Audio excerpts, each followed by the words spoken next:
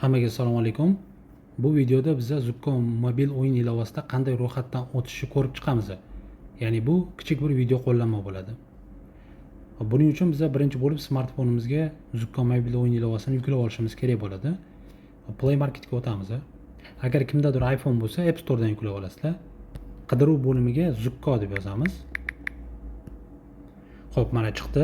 Birinchida yashil rangda. Xo'p, o'rnatib olamiz telefonimizga, o'rnatish. Hozir bu videoda Zuccom mobil o'yin ilovasida qanday qilib to'g'ri ro'yxatdan o'tishni ko'rib o'tamiz. Zuccom mobil o'yin ilovasida ro'yxatdan o'tish juda oddiy va oson. Hozir o'zingizlar video davomida ko'rib olasizlar. Xo'p, o'rnatilmoqda.